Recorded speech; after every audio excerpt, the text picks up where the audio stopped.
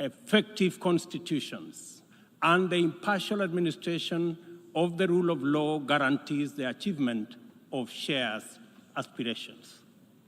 This 77th session of the UN General Assembly comes at a unique moment when the entire world is struggling with multiple grave challenges that include regional conflicts, the COVID-19 pandemic, the triple planetary crisis, food insecurity, and the rising cost of living.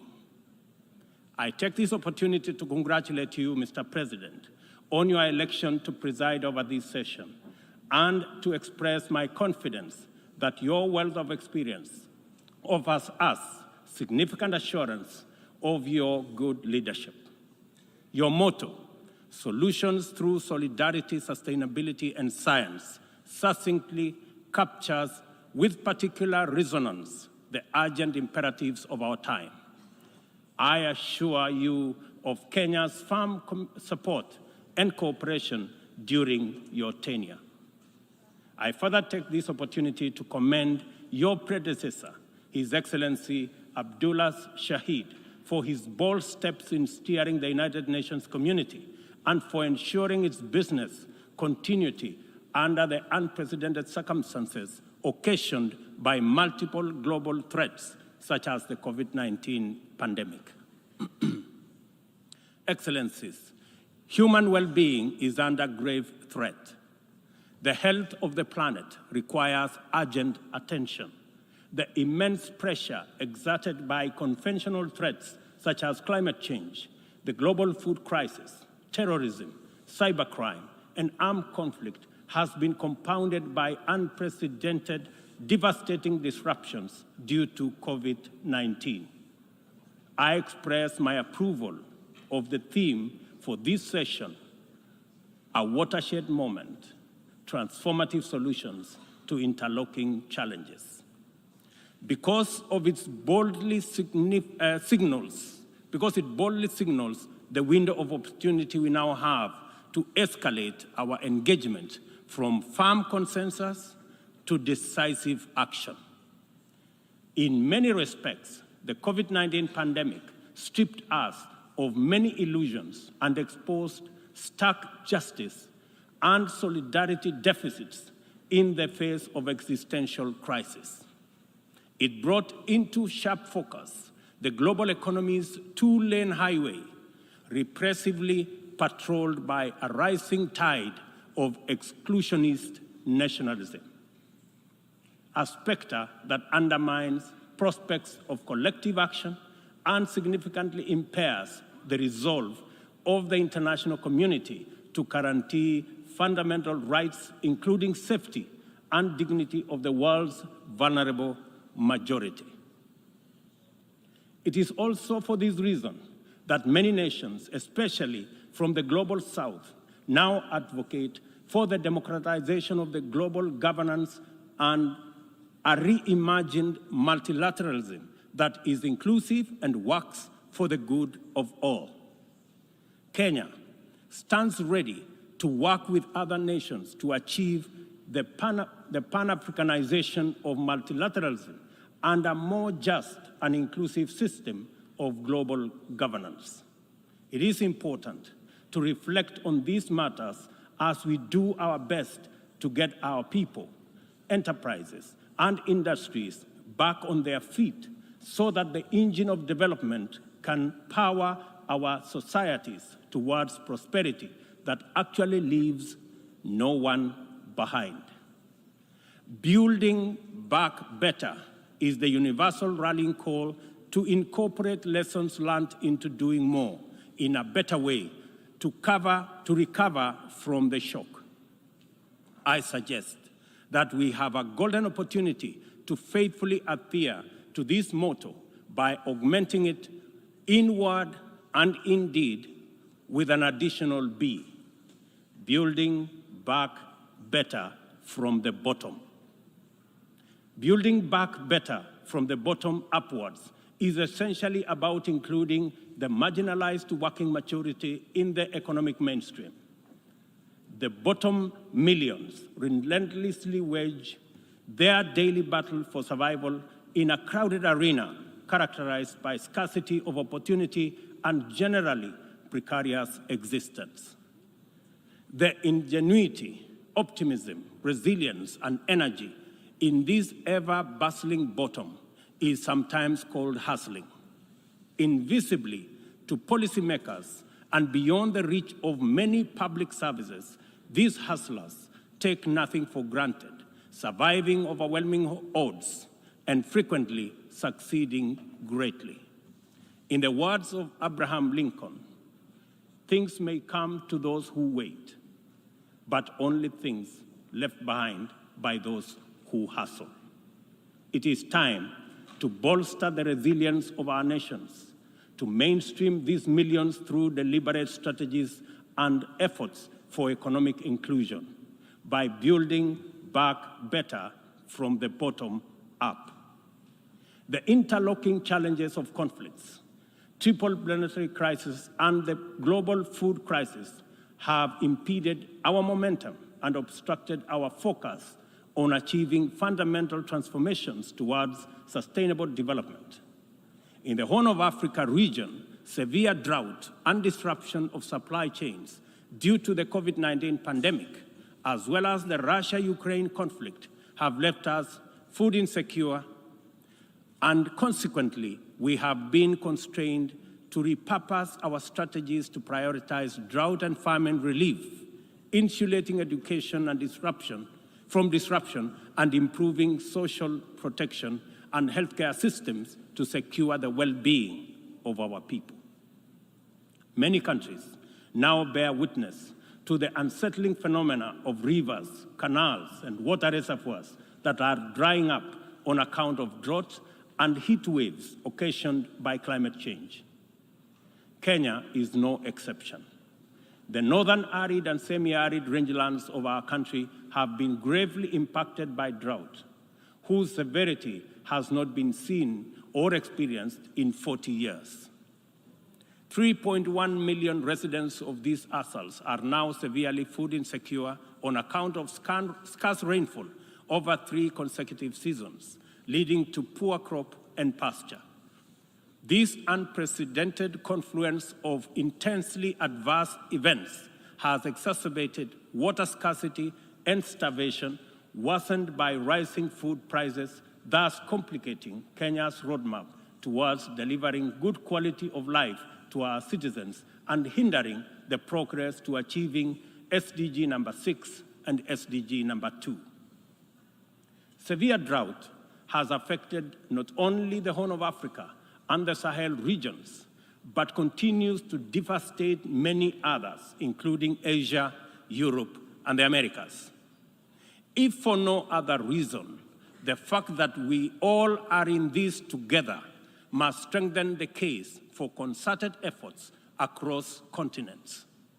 With this in mind, I call on member states and all relevant stakeholders to demonstrate strong political will and showcase effective cooperation by supporting the most affected countries financially, as well as through sharing land restoration and climate change adaptation technologies. It is through collaboration to expand inclusion that we can attain a new paradigm in multilateralism. The latest report of the Intergovernmental Panel on Climate Change reminds us that we cannot afford to waste another moment debating the merits of doing something vis-à-vis doing nothing. It will soon be too late to reverse the course of events, and then even the best possible interventions will not suffice. As leaders, every day is an opportunity to expedite our efforts to confront the triple planetary crisis. It will be recalled that during the Stockholm Plan 50 meeting, which Kenya had the honor of co-hosting with Sweden, there was consensus from states on the need to act urgently in addressing environmental impacts. Given this agreement, it is deeply concerning that little progress has been made in respect of the needful actions. It is time to collectively contemplate urgent measures needed to implement high-priority actions required to contain ongoing disruptions as we deliberate on long-term implementation approaches to be undertaken. I fully agree with the Secretary General's memorable statement that, and I quote, "We have a rendezvous with a climate disaster," end of quote. I add that we must not be taken by surprise. If indeed forewarned is forearmed, this is our opportunity to mobilize with tremendous urgency and take action at once. Excellencies, the agricultural sector has an important part to play in reducing the severity of climate change.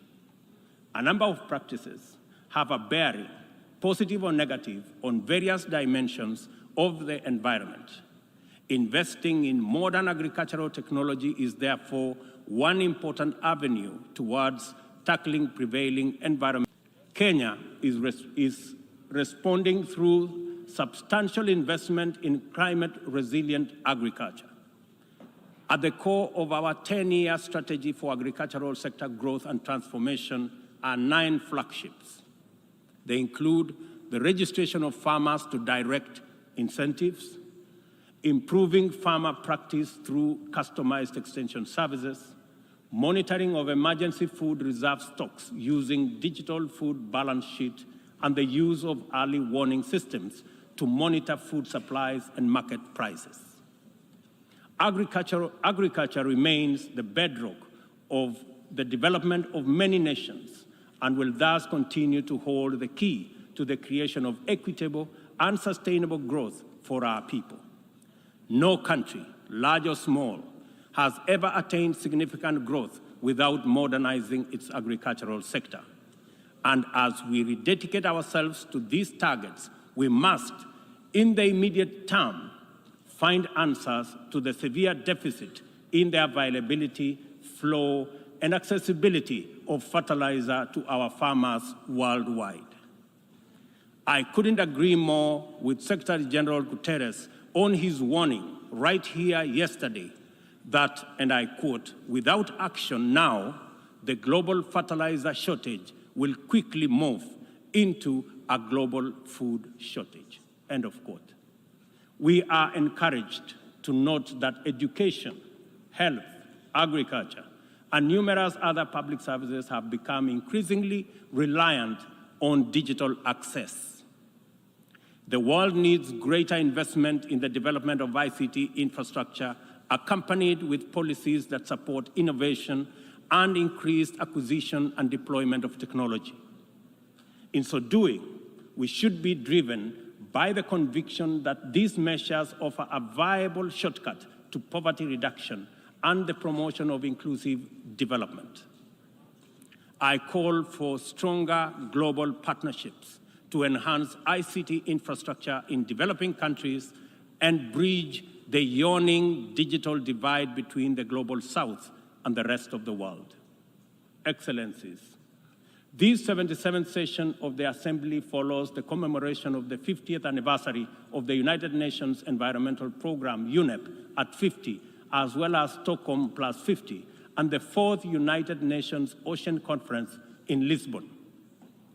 Outcomes of these conferences demanded real commitment to address global environmental concerns and for adjustment to sustainable economies that work for all people. The March 2022 landmark resolution of the 5th United Nations Environmental Assembly in Nairobi to end plastic pollution is a decisive signal to the world that the world is prepared and motivated to act on this menace. Kenya is committed to work closely with other nations to pursue legally binding instruments aimed at bringing an end to plastic pollution. As the host nation to UNEP and the UN Habitat, Kenya affirms that these critical United Nations agencies have an indispensable role in the promotion of environmental sustainability globally, as well as developing socially and environmentally sound and sustainable cities. In keeping with its strong commitment to multilateral institutions, Kenya has made available more land for the United Nations office in Nairobi to facilitate the upgrading of its complex. I take this opportunity to call on member states to complement this contribution through enhanced financing to adequately modernize the UN facilities in Nairobi.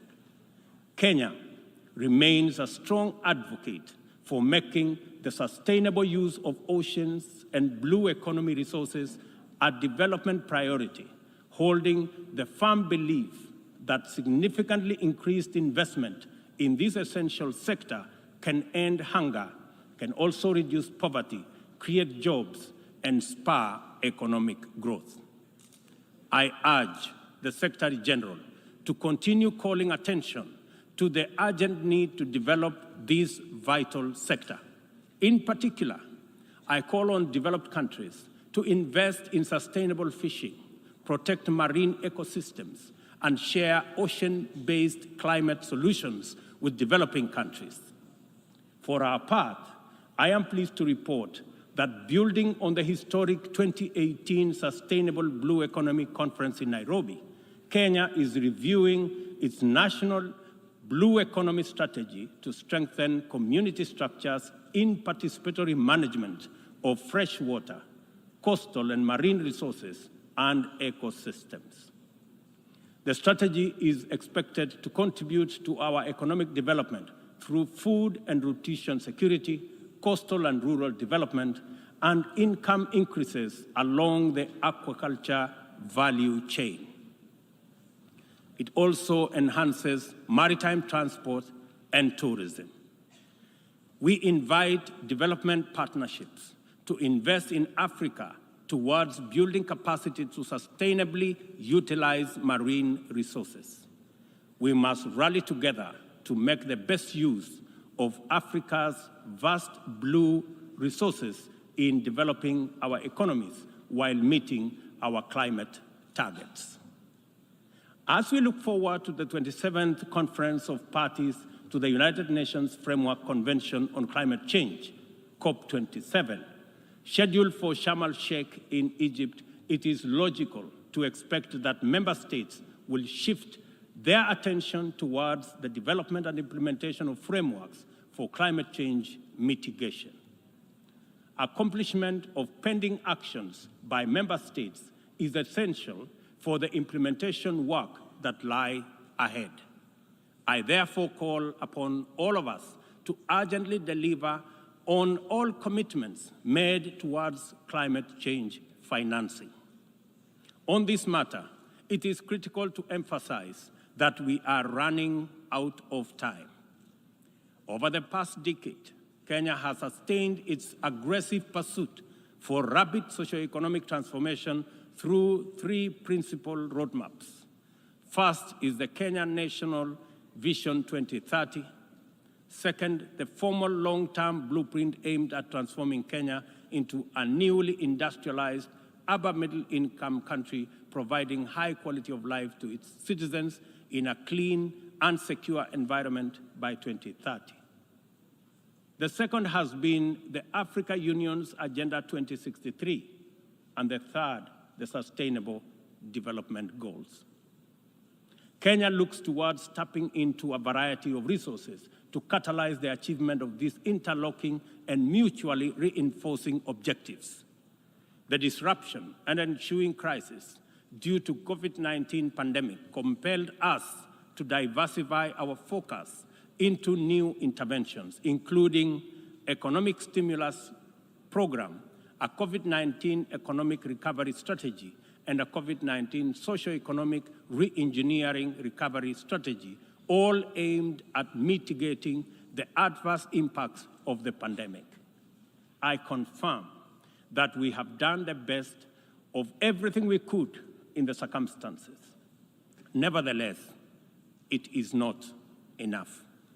Kenya and the rest of Africa, like other developing nations, are in need of greater international partnership and cooperation to avert economic crisis in the wake of the pandemic.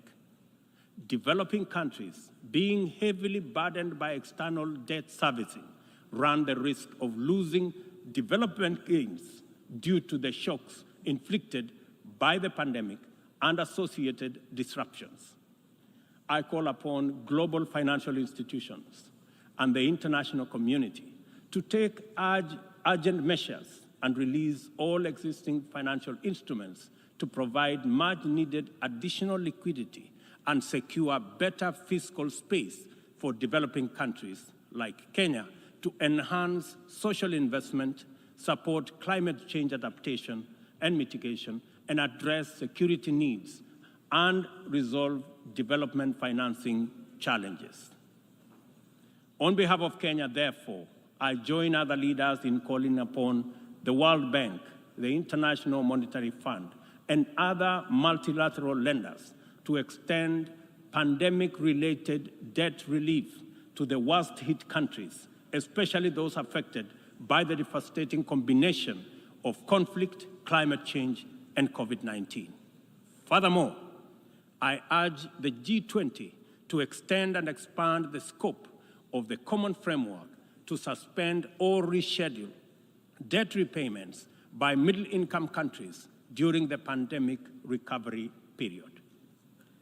At this point, I would like this distinguished assembly to take a moment and consider the peace and security landscape, a landscape currently beset with multiple challenges, yet abounding with considerable opportunities. Our home region of East and Horn of Africa is in particular burdened by significant conflicts and challenges with implications for the region's development. We stand on the cusp of first opportunity for galvanizing confidence-building measures to generate and sustain momentum towards sustainable peace. In its role as an anchor state in the region, Kenya has sustained our investment in diplomatic efforts to find lasting peace in multiple situations within and beyond the region. Although some processes have yielded undeniable success, challenges remain. I therefore strongly reiterate our call for partnership towards confidence-building measures and urge more concerted efforts towards sustainable peace and stability. Kenya is currently serving in the United Nations Security Council. I am proud to confirm that our engagement over the last 2 years has prioritized regional peace and security, countering terrorism and violent extremism, peace support operations, climate and security as critical contributions to the collective efforts to build a safer, more prosperous and peaceful world. I am also proud to state that Kenya has continued to champion closer cooperation between regional mechanisms and the Security Council as an effective means to achieving international peace and security. Kenya continues to advocate the renewal of the Africa Union security architecture, which draws comparative strength from the highly productive complementarity between the United Nations, the Africa Union, and the regional economic communities. Working closely with the 2 elected African countries of the A3 in the UN Security Council, we are committed to finding a stronger Africa voice in the Council and achieving a consensus-driven, rules-based multilateral system. It is our manifest intention to see greater Pan-Africanization of the global agenda in order to make multilateralism work for the people of the world in their diversity. It is time for multilateralism to reflect the voice of farmers, represent the hopes of villagers, champion the aspirations of pastoralists, defend the rights of fisherfolk, express the dreams of traders, respect the wishes of workers, and indeed protect the welfare of all peoples of the global South. Let me express the strong collective conviction of my country that the relevance, legitimacy, and moral authority of the United Nations will forever remain deficient, undermined by the absence of comprehensive reforms of the United Nations Security Council. We therefore remain firmly committed to reforming the Security Council to make it a more effective, representative, and democratic global institution. Given the magnitude and variety of challenges the world continues to confront, a more fit for purpose United Nations is urgently needed, one that possesses the legitimacy and efficacy in dealing with threats to international peace and security. A just and inclusive world order cannot be spearheaded by a United Nations Security Council that persistently and unjustly fails the inclusivity criterion. Similarly, threats to democracy will not be credibly resolved by an undemocratic and representative Security Council. It is vitally important for this critical institution to reflect the values it is entrusted to protect, to defend, to uphold on behalf of humankind. We welcome the call by President Biden this morning for the expansion of the membership of the Security Council as a significant step in the right direction, and we look forward to building consensus for the actualization of the same. The COVID-19 pandemic severely disrupted health systems, seriously challenging the implementation of programs that are vital for the realization of health-related sustainable development goals. To place us firmly back on track and accelerate our progress towards these SDGs targets, it is imperative for us to foster sustainable partnerships between governments, other state actors, the civil society, and the private sector. This modality of collective action is particularly vital for building resilient health systems, whose importance in enabling us withstand future pandemics and other health crises can no longer be disputed. For this reason, Kenya will continue to strongly support the development of legally binding World Health Organization international instrument to anchor global solidarity and promote equity. The fact of the matter is that the COVID-19 pandemic exposed for all the world to see the severe deficit of these critical values in our present multilateral configuration. Global supply chains remained impervious to demands in the global south generally, and Africa in particular. Unequal access to vaccines underscored this unjust and unequal situation with unforgettable clarity. Whenever human life, security, and welfare is in jeopardy, it is immoral to administer interventions through frameworks that are anchored on fundamental inequality.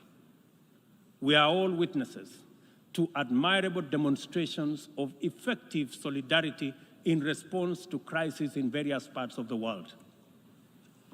Our knowledge of the possibility of spontaneous yet resolute global solidarity reinforces the African exception, as indicates the last time Africa was the focal point of strong and effective multilateralism and multilateral consensus was during the Berlin Conference of 1884-1885, and the character of the ensuing interventions casts a long shadow to date. Not to put too fine a point to it, the failure of multilateralism during crises which relegate the people of Africa outside the cycle of moral consideration and normalizes humanitarian neglect and other casual injustices are failures of humanity. Nothing about Africa, and I say nothing about Africa or its people makes it acceptable for this type of failure to persist in this era, and we have an urgent moral duty to do better, and to right this wrong. For decades, Africa has borne the brunt of 3 epidemics: the HIV, tuberculosis, and malaria. I applaud innovative partnerships like the Global Fund for their progress in addressing the 3 menaces, and also welcome the ambitious targets set for the 7th replenishment cycle. Kenya is committed to supporting the Global Fund and implementing the agreed targets in order to actualize our pledge at the replenishment conference. Kenya calls upon all countries implementing the Global Fund programs, especially fellow African states, to remain at the forefront in championing for successful replenishment of the fund. This way, the mobilization of much-needed resources is enhanced, bringing us closer to the final elimination of these dangerous diseases.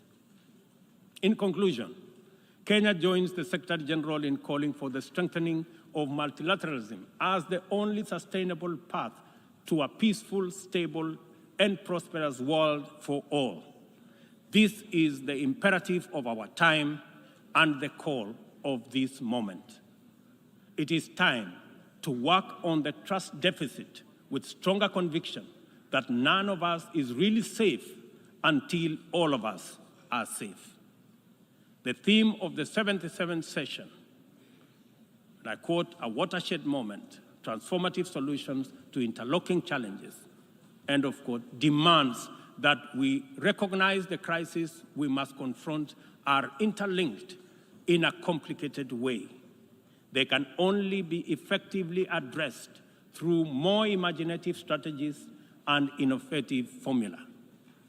A population of 8 billion people in a densely networked world increasingly looks up to the multilateral system as the anchor for their individual aspirations directly and indirectly through robust national frameworks.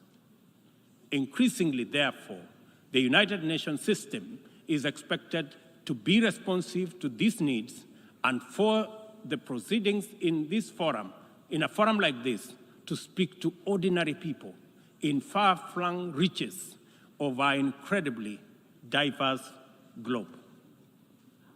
It is impossible to address all their individual needs directly, but it is possible to respond to all of them by speaking with conviction to the universal values of equality, inclusion, justice, solidarity, and collective action, and by making sure that all our interventions effectively reflect them with clarity.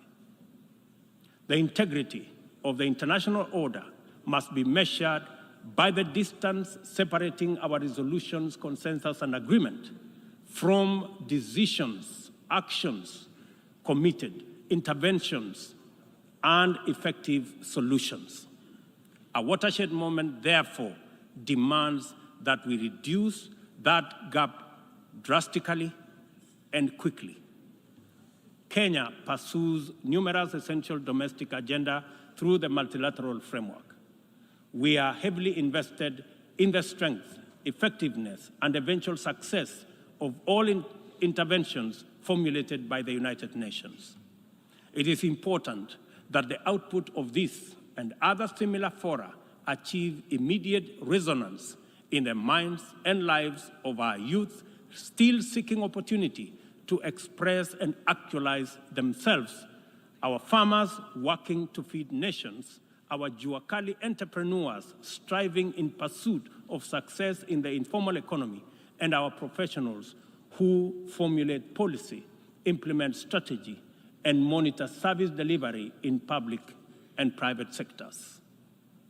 Africa places immense value in the international community and the tremendous possibilities it can unlock through inclusive, sustainable, and effective action to transform the lives of our people and establish lasting peace, security, and shared prosperity. This watershed moment is our chance to turn the key and open this door of opportunity. We can make progress in addressing the triple global threats and liberate ourselves from the shame of past failures of multilateralism. At this watershed moment, we must not only choose, but also act decisively to bequeath our children and their children a greener, safer, healthier, and more abundant earth. Let us do it together, inclusively, multilaterally. I thank you.